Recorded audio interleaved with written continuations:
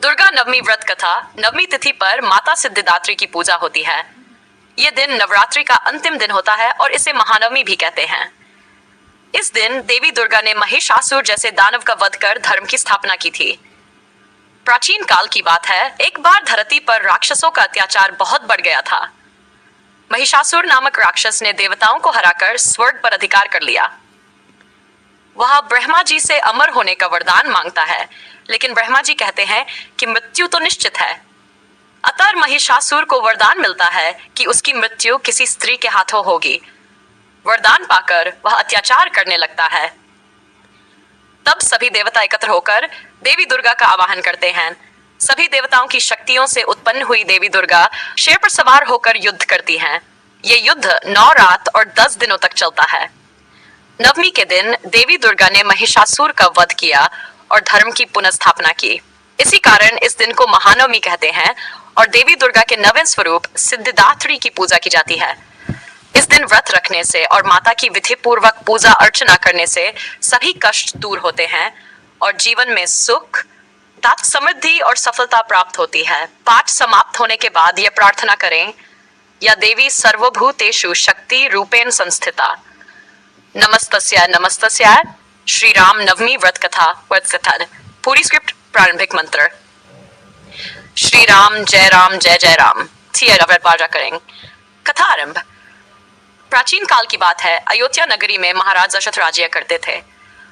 वे अत्यंत प्रतापी, धर्मनिष्ठ और प्रजा के प्रिय राजा थे, परंतु उन्हें एक चिंता सताती थी। उनके कोई संतान नहीं थी। राजा दशरथ ने संतान प्राप्ति के लिए महर्षि वशिष्ठ की सलाह पर एक विशेष यज्ञ, पुत्र कामेष्टि यज्ञ करवाया। यह यज्ञ महर्षि ईश्यशृंग के मार्गदर्शन में संपन्न हुआ। यज्ञ समाप्ति के बाद अग्निदेव ने यज्ञकुंड से एक दिव्य खीर का पात्र राजा दशरथ को प्रदान किया। महर्षि ने कहा, इस खीर को अपनी तीनों रानियों कौशल्या, सुमित्रा और कैकेयी को समान रूप से बांट दीजिए। राजा ने ऐसा ही किया। कौशल्या को सबसे पहले खीर दी गई, उनसे भगवान श्री राम का जन्म हुआ। कैकेयी को खीर देने से भरत का जन्म हुआ। सुमित्रा को 2 बार खीर मिली, उनसे लक्ष्मण और शत्रुघ्न का जन्म हुआ। चैत्र मास की शुक्ल पक्ष की नवमी तिथि, पुनर्वसु नक्षत्र और कर्क लग्न में श्री राम का जन्म हुआ। जैसे ही भगवान का जन्म हुआ, अयोध्या नगरी में आनंद की लहर दौड़ गई। देवताओं ने आकाश से पुष्प वर्षा की, गंधर्वों ने गीत गाए और अप्सराओं ने नृत्य किया। भगवान श्री राम मर्यादा पुरुषोत्तम कहलाए, क्योंकि उन्होंने जीवन में धर्म, सत्य और कर्तव्य का पालन करते हुए आदर्श स्थापित किया। उन्होंने रावण जैसे अत्याचारी राक्षस का वध कर धर्म की स्थापना की। इस दिन व्रत करने से व्यक्ति को श्री राम के समान धैर्य, शील, भक्ति और मोक्ष की प्राप्ति होती है। रामनवमी व्रत विधान संक्षेप में। प्रातः स्नान करके व्रत का संकल्प लें।